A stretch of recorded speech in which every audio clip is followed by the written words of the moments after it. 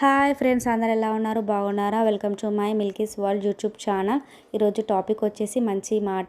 టాపిక్లోకి వెళ్తే, ఒక దుప్పి తనను వెంబడిస్తున్న తోడేళ్ల నుండి తప్పించుకునేందుకు ఒక గుడ్ల చావిడిలో దూరింది. ప్రాణభయంతో తమ చావిడిలో దూరిన దుప్పిని చూస్తూ ఒక ఎద్దు, మిత్రమా, ఎందుకు నీ అంతట నీవే నీ శత్రువు గూటిలోకి దూరావు? ఇక్కడ ఎక్కువసేపు ఉండకుండా వెళ్ళిపో అని హెచ్చరించింది. బదులుగా దుప్పి, మిత్రమా, దయచేసి నేను ఎక్కడ ఉన్నానో అక్కడే ఉండనివ్వు. తప్పించుకునేందుకు అవకాశం రాగానే మెల్లగా ఇక్కడి నుంచి జారుకుంటాను అని చెప్పింది. సాయంకాలం కాగానే కొందరు పనివాళ్ళు వచ్చి గుడ్లచావిడిలోని ఎద్దులకు, ఆవులకు గడ్డి దానా వేసి వెళ్ళారు.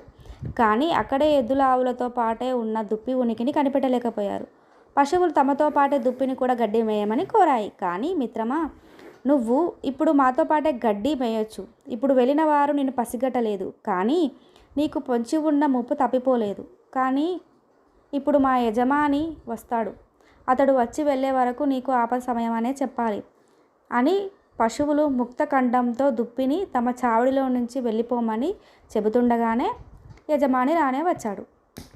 వచ్చి రావడంతోనే నా పశువులకు నేను వేసే దానా ఎందుకు సరిపోవడం లేదు? నేను వాటి ఖాళీ కడుపులను గమనిస్తున్నాను. ఇందులో ఏదో తిరకాసుంది అంటూ చావిడంతా కలయదిరిగాడు అని పశువుల మధ్యలో రాటుదేల్చిన దుప్పి, రాటుదేలిన కొమ్ములను కళ్ళారా చూసిన యజమాని తన పనివారిని పిలిచి దుప్పిని బంధించమని చెప్పాడు. పాపం, పశువుల మంచి మాట పెడచెవిన పెట్టిన దుప్పి గుడ్ల చావిడి యజమాని చేతిలో బందీ అయింది. సో ఫ్రెండ్స్, ఎవరైనా మంచి మాట చెప్తే వినండి, నెగ్లెక్ట్ చేయకండి. ఈ స్టోరీ మీకు నచ్చినట్టయితే like, share, subscribe friends. Bye bye.